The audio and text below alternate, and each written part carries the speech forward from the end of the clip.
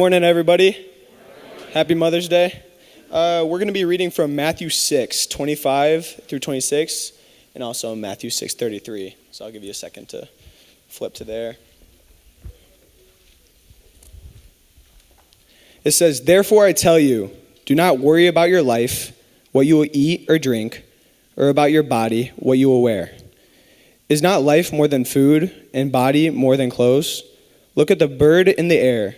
They do not sow or reap or store away in barns, and yet your heavenly Father feeds them. Are you not much more valuable than they?"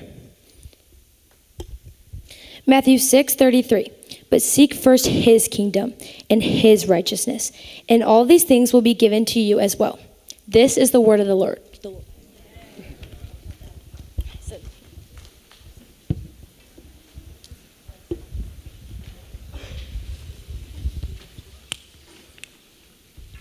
Well, good morning, Hope Collective. Happy Mother's Day to all of our moms in the room. We hope that today, as you walked in, you were greeted with a small iced latte and some breakfast Chex Mix. Hopefully you got some of that. And we made enough for everyone. So kids and guys in the room, you could enjoy it as well. So make sure you take advantage of that. Well, we know that with Mother's Day, often it comes with a lot. It's joyful for some, and then it's hard for others. And I was just thinking and praying for some of my friends over this past week who have lost their mom recently, or this day comes up, and it's actually rather hard. And so we could hold both the good and the heart, right? Let's go ahead. I want to just pray over all the moms in the room. Heavenly Father, we just come before you. We thank you and we praise you for this day. We thank you for all of the moms in the room, Lord. And we just pray that they would feel just so blessed and celebrated and recognize what a gift that they are. And Lord, we pray for all of those in the room, Lord, that this day comes around and it is rather hard, whether it be loss or whatever the situation is, Lord, only you know. And so your word says that you are close to the brokenhearted. So Father, would you just be so near? We pray for supernatural strength and comfort and peace in the midst of all of it. And so we love you. We praise you. It's in your name we pray. Amen. Well, I am so excited to get to share this morning with you. And we have been in this amazing series that just came to an end last week, Know the Gospel, Live the Gospel, and Share the Gospel. And I cannot wait in the days to come to see how our church family continues sharing the gospel with those around. Well, this morning, we are going to be in Matthew 6, and we are going to be talking about worry this morning. And you might have a little clue. You had a card when you came in. And the title of my message comes straight from Matthew 6. It's Look at the Birds, an invitation to trust God. Now, I thought with this message that it needed a prop because Pastor Dave always comes up with like the best illustrations. So please welcome my birds to the stage this morning. This is Hope and Co. So they are going to be joining me on stage here while I'm speaking. And hopefully last service, they did really well. They were quiet. They were a little bit chirpy. And then they kind of quieted down. So hopefully they will be okay this morning. So Jesus talks about worry. And he says not to be worried, but it's something that we don't think about. And I want to read this definition of what worry is. Worry is portrayed as a destructive, faith-paralyzing emotion rooted in fear, doubt, and a lack of trust in God's sovereignty. And I was thinking about even last week, share the gospel and how worry, we don't think it's a big deal, but worry affects us even sharing the gospel, because we're scared or worried that we don't have the right words or have enough Bible knowledge or whatever it is. We often worry, and that keeps us from sharing. I believe you may be sitting here and you're not worried, and maybe you're not, but hopefully at some point when you hear this message, you'll remember it and what God says about it. But worry is so subtle, it literally affects our everyday life. It could affect our everyday life if we allow it to.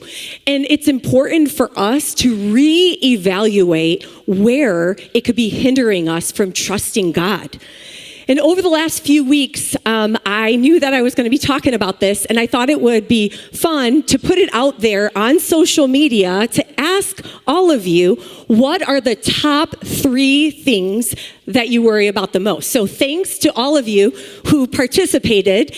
I went ahead and compiled them down to 7 that were across the board, exact. So the first thing we often worry about as parents is our kids. No surprise, we worry about our kids. Before the delivery, we start worrying. And pretty much I was thinking about this.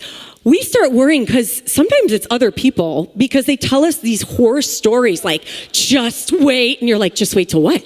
And then you just start worrying about everything. So we worry before the delivery. Then after they're here, we worry about them getting older. Will they get sick? Will they have friends? Will they love Jesus? When they turn 16, will they get in a car wreck? Hopefully they'll be good drivers. Not that I have a 16-year-old right there. Will they get good grades for college? How will we ever say goodbye? How will we pay for their wedding? I was recently talking to a friend, and she had her daughter get married, and I was learning what an average wedding cost, and immediately I'm you've got to be kidding me. This is crazy. So I ran home. I'm Dave, you're never going to believe this. This is how much weddings cost. And I was worrying. He's well, I'm not going to worry about that right now. We'll worry about it when the time comes. So thanks to Dave for constantly reminding me not to worry about nonsense. We worry about our health, right? Ongoing illnesses. We worry about all the what-ifs around our health. And one thing you want to make sure you don't do is go to Google or ChatGPT about your health issues. Not that I know anyone who does that, because that makes you worried. I'm just telling you, it's like a death sentence every time you go. You guys know it's true. It is true, right? Yeah. Okay, we worry about our finances, right? Will I have enough money to pay my bills, support my family? All of a sudden, we're in tax season. You get this huge tax bill that comes in. How in the world are we going to pay this tax bill? We start worrying about all these things. We worry about school, getting good grades, getting into college, making friends, sports. How will we pay for college? What's going to happen after college? We worry about our future. Owning a house, debt, what if something happens? All the unknowns, things going on in our world, politics, what's going to happen to our grandkids? We worry about what people think, saying or doing the wrong thing, rejection, not being liked or accepted, not measuring up.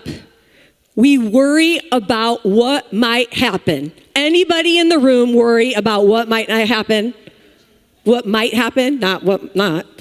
I literally struggle with this. I'm preparing for this message, and it's literally I'm preaching to myself, just so you know. I was thinking about my worries, and I started thinking about taking a flight. Any nervous travelers at all taking a flight? I might be alone in this. I don't see anybody. Okay, I see you. My biggest worry on the airplane isn't necessarily, I don't want to die. I don't want it to crash. So that should be my biggest worry. But my worry is getting stuck in the bathroom of the airplane. I have issues. I'm also scared to get stuck in an elevator. So obviously there's some issues there. But I get so worried before a flight. You could ask my family. I will go to the bathroom 50 times to make sure I don't have to go the entire flight. I will literally be so dehydrated because the thought of going into the bathroom and getting locked in and stuck, it's just crazy. So I have issues, I know. And actually, first service, a flight attendant came up to me after and she's like, this may help your worry, but there's 3 exits in the bathroom. So you are good. Like if you get stuck, there's one up, there's one to the side. So I'm good. People have solved my issues. How about the what-ifs about being at an ocean? Like, I love being at an ocean, but sometimes when you go with your kids, it's hard to enjoy, depending on their ages. But I often worry about sharks. I know that's crazy, but I'm worried. I go into the water, I'm scoping the water all the time, making sure I'm not seeing any fins. Sometimes I mistake it for dolphins. I have a friend here that literally chases the dolphins, and I'm barely getting into the ocean, just cooling off and looking for sharks. But I worry about a shark attack. I have no idea why, but I have these crazy things of what might happen. And again, all of these worries you just heard, they rob us of our peace. They rob us of our today. And worry has become so normal, it's often overlooked or ignored. But studies, if you looked it up, studies show that Americans have a bigger problem with this than anyone in the world. Mind you, the most affluent people are the most worry-filled. Many of us battle this ongoing, this chronic, ever-present worry, poisoning our peace, killing our joy, and stunting our spiritual growth. And it has been said that over 60% of people in the U.S. struggle with worry and stress daily. This is over half of you. Meaning some of us came in the room carrying something. And we often live in this state of worry without even realizing it.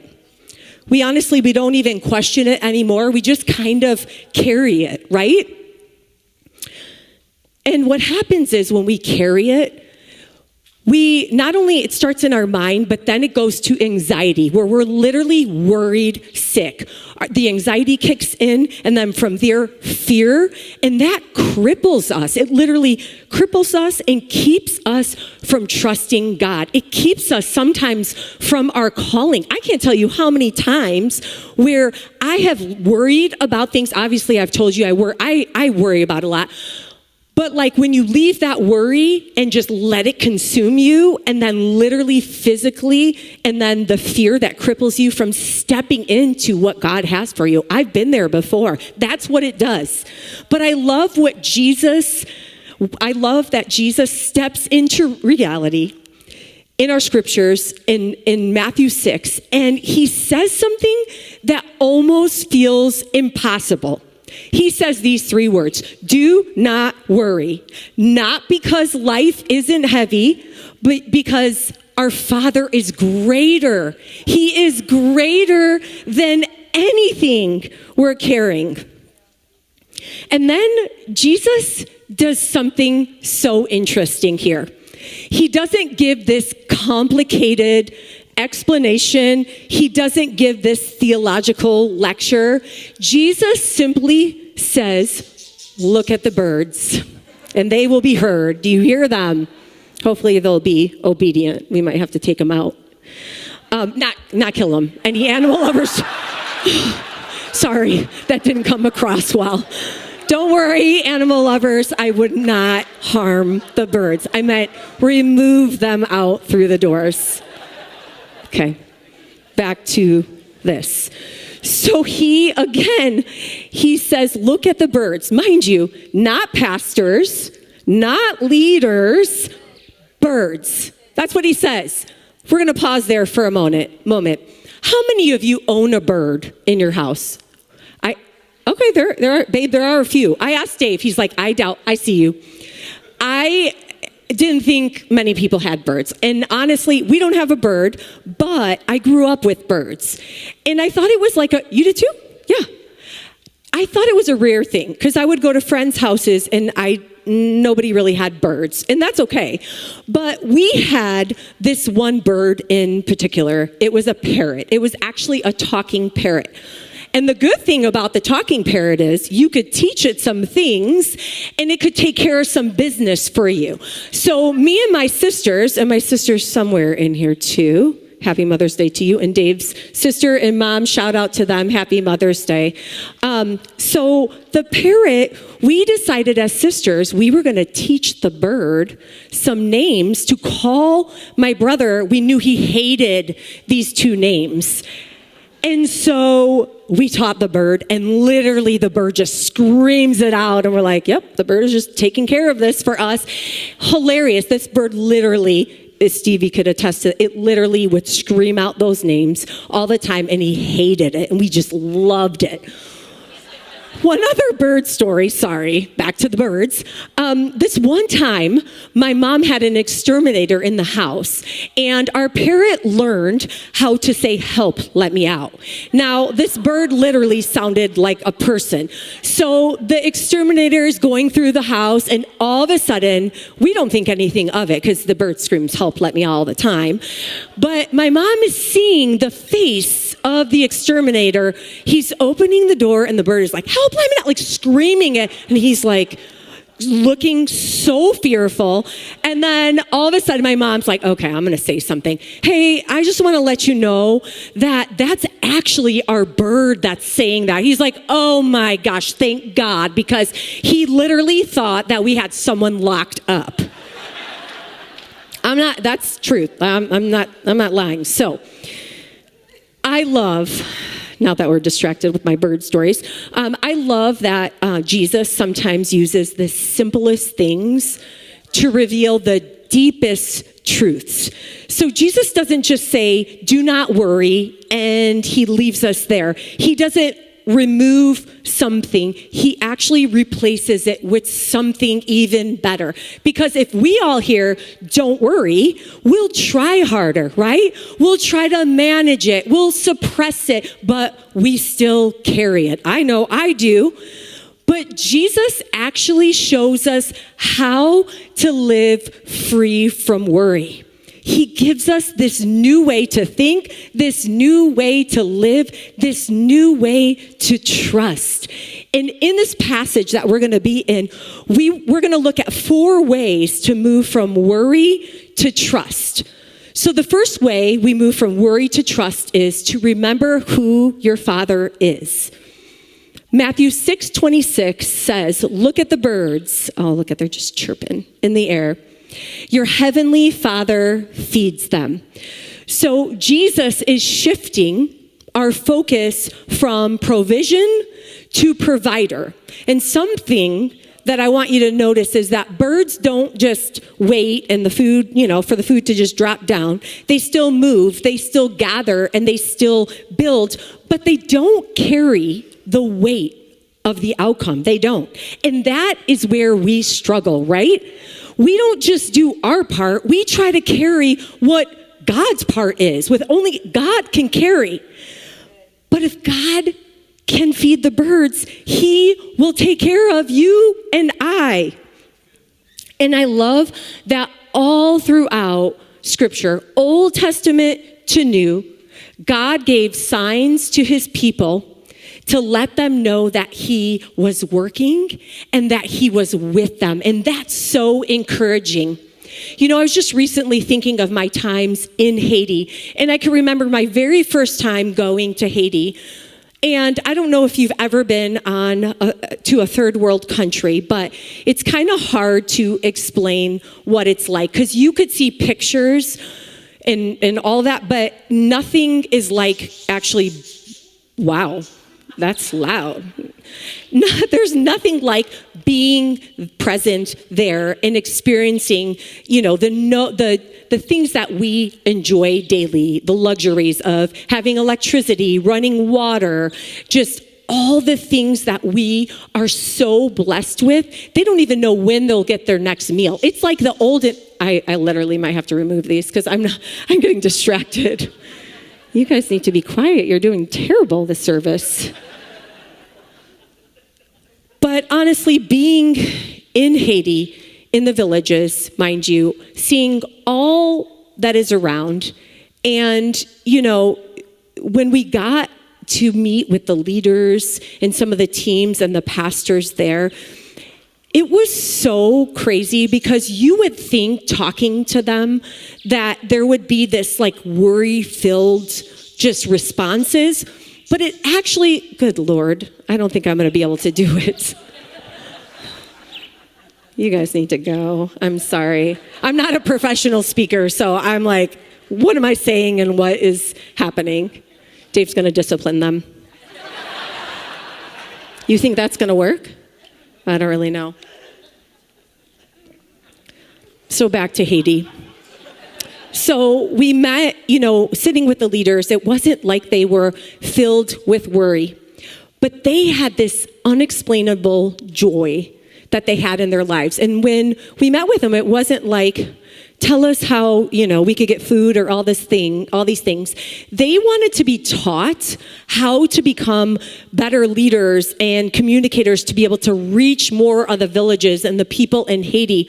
And I just got to thinking, that is just incredible that would only be God, and they were able to see God that way and trust him because they remember who their Father is, that he provides no matter what they don't have.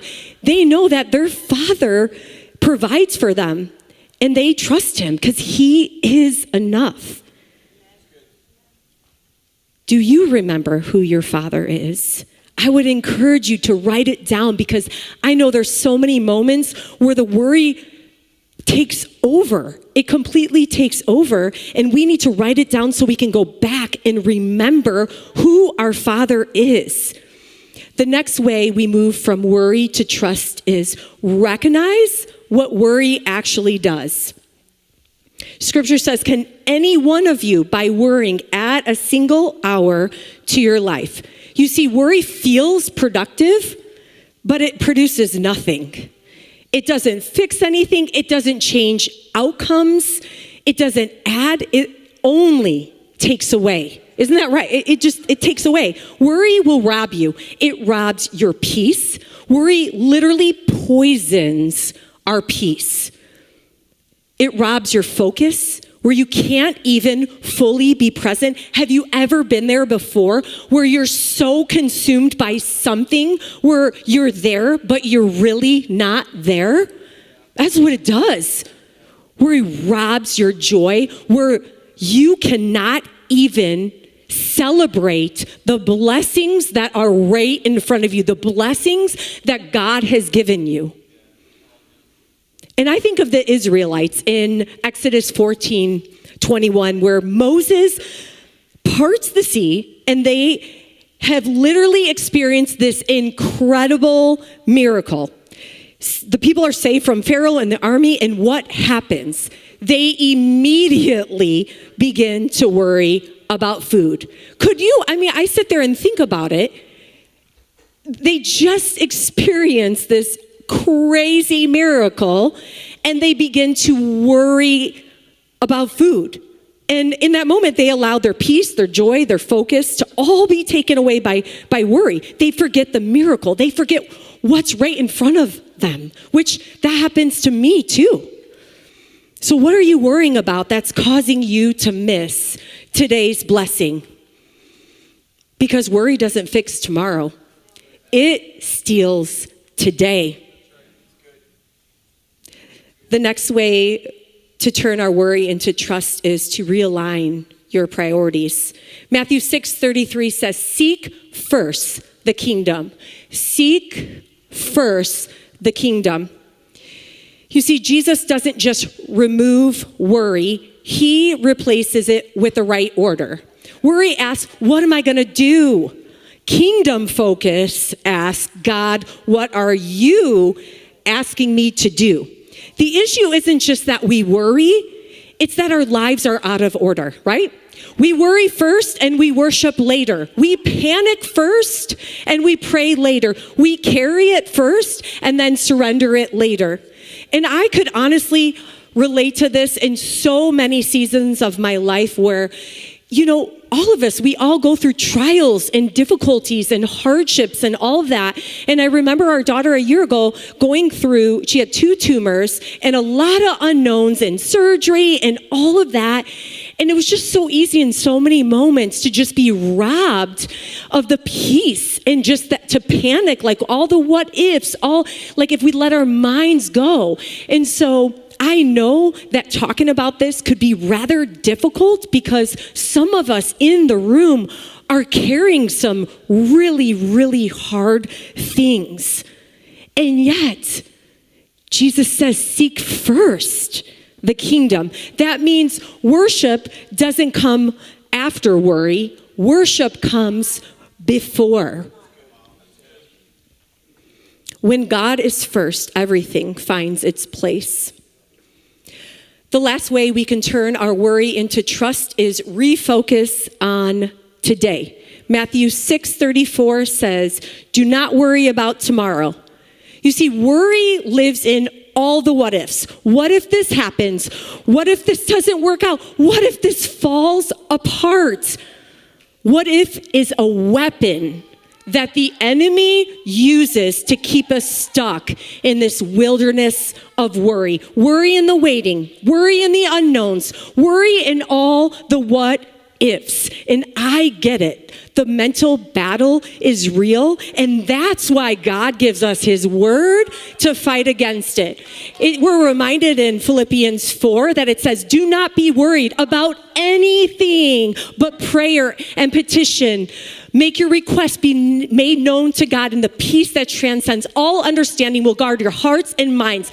Then it goes on to say onto that, it will say, finally, brothers and sisters, whatever is true, whatever's noble, whatever's right, whatever's praiseworthy, if anything is excellent or praiseworthy, think on these things, and the peace of God will be with you. Some of us need to get God's word in us so that we don't worry. We need to renew our minds with God's word, not our worry. Remember, God gives us grace for today. Praise God for that. And strength for today and provision for today. Tomorrow is God's responsibility. Today is yours. If we think, look at the birds, is just this poetic idea, I love that in Scripture, God actually uses birds to provide. One story is in 1 Kings 17, the prophet Elijah is in a drought. There's no rain, there's no crops, no provision, and then God tells him in 1 Kings 17, go to the ravine, and I've commanded the ravens to feed you.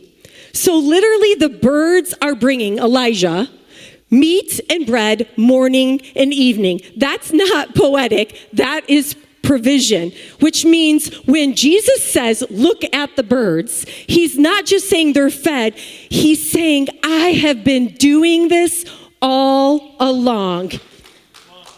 And if he can use birds to feed a prophet in a drought, right? He can take care of you and I. 3 things I want to mention about provision. The first one is provision often doesn't look how we expect it to look, right? Elijah probably didn't wake up thinking, gee, I think the birds are going to feed me today. And God uses unexpected ways, people, and nature to provide, doesn't he? I know in my life, it has been when we have been desperate for something, a need or whatever, God provides through the most unexpected ways. It's beautiful. Provision is also often tied to obedience. God said to Elijah, go, before he received. And God often, he provides in the daily, not all at once. Notice, he provided food through the birds morning and evening. It wasn't this year supply, right? It wasn't this warehouse full of food. It was daily bread. And know that he can do that for you and I. Give us our daily bread. Wow. He knows our needs. He gives us what we need for the day. And in closing, I want to invite us to turn your worry into worship. And here's what it comes down to. Worry is a weight, but not for you or I to carry. And worry and worship cannot live in the same space. Worry magnifies the problem, and worship magnifies God. And you don't break worry by trying harder. You don't. You break it by reordering your response. So instead of what if, we say even if, God, you are still faithful and I am going to trust you. Worry is an invitation to trust God. So when Jesus says, look at the birds, he's not just pointing at creation. Nope. He's not. He's extending this invitation to trust like this, to rest like this, to live like this. Because if your Father cares for them, how much more does he care for you? And I know there are some worries in the room. As pastors, we get to hold a lot of that with people and pray. And so I get there are significant worries. And yet, when we look at the birds and know that if God can feed them and take care of them, he has got you. So let that word be for you today. All of you received a card on your seat when you came in. If you just pull that out. And I pray that you're able to put that somewhere as a reminder when worry starts coming in, that you remember what God's word says. Matthew 6:34, therefore, do not worry about tomorrow, for tomorrow will worry about itself. Each day has enough trouble of its own. So I want to invite us all to stand.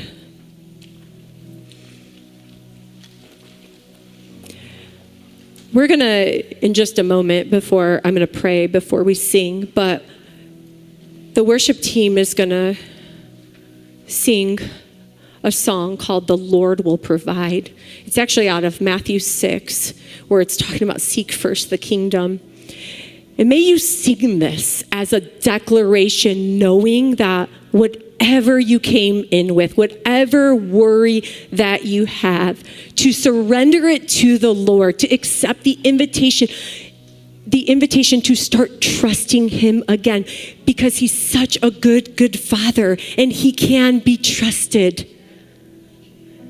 And so this morning, I want to pray for us. Heavenly Father, we just come before you and we thank you and praise you for just how you give us the simplest things in the Bible to reveal the deepest truths. Father, help us to remember who you are, God, that you are a provider. God, help us to recognize what worry is actually doing in our lives, that it's robbing us. I pray that we would remove that. God, help us to realign our priorities by seeking you first and foremost above all else. God, help us to refocus on today by going to your word and letting your word replace our worry. God, help us to trust you. Help us to be able to turn our worry into worship. We just ask all this in your name. Amen.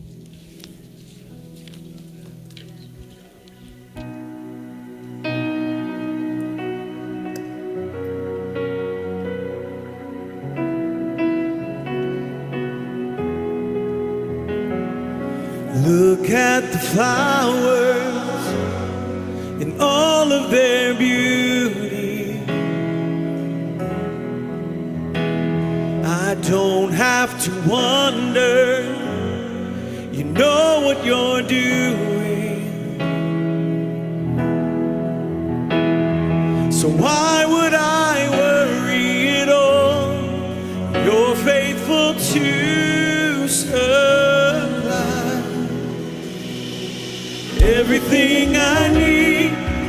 Everything I need, my Father has it. My Father has it. Every single time the Lord will provide, 'cause my Father has it. My Father has it. Yeah.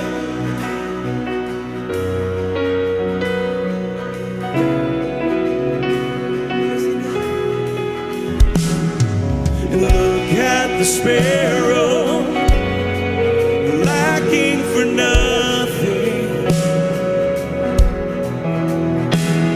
No fear of tomorrow and what it will bring. If I have you, I have enough. 'Cause your love will satisfy.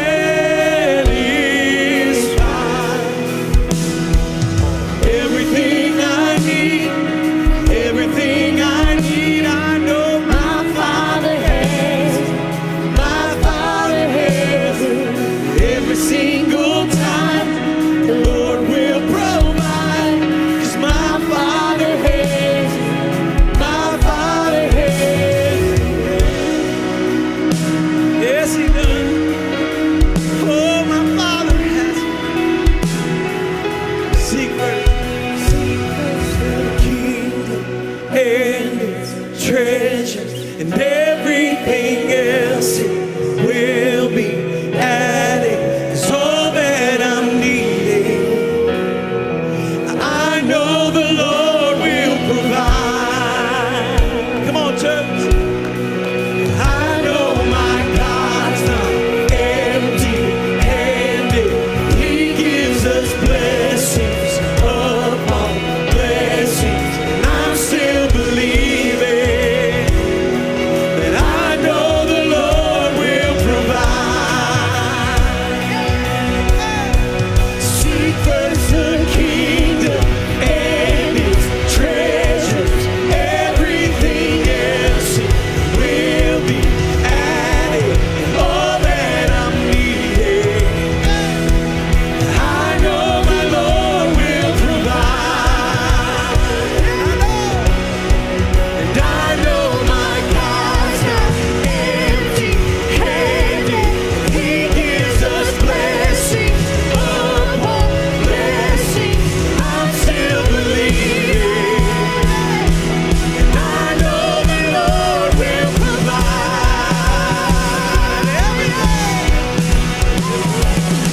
everything I need. Everything I need, I know my Father has it. And my Father has it. Every single time the Lord will provide, 'cause my Father has it. My Father has it. Everything I need, everything I need, I know my Father has it. My Father has it. Every single time the Lord will provide, 'cause my Father has it. Seek first the kingdom and its treasure. Everything else will be added. All that I'm needing, I know the Lord will provide. And I know my God's not empty-handed. He gives us blessings upon blessings. And I'm still believing that I know the Lord will provide. I know the Lord will provide. I know the Lord will provide. Come on.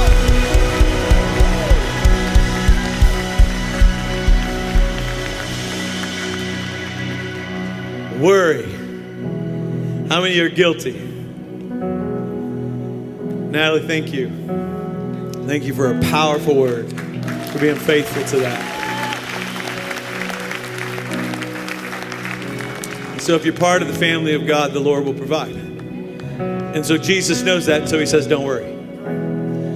If you're a child of the King, then don't forget the King. And your Father cares about you. So how many of us are not in our strength, but in God's strength, going to worry less and have a lot more peace? I think we were talking about this, and somebody said, well, just stop it. If you're a worrier, stop it. Just stop it. Trust God. So God, I pray in this place that we would know you and the power of your resurrection, becoming like you and dying to self, and that you would have your way in our hearts and raise us up into newness of life, and we walk in that newness of life, where we trust you, we know you, and we walk with you. Lead us and we'll follow. In Jesus' name, amen. Amen. Happy Mother's Day to our moms. We love you all. Have an incredible Sunday.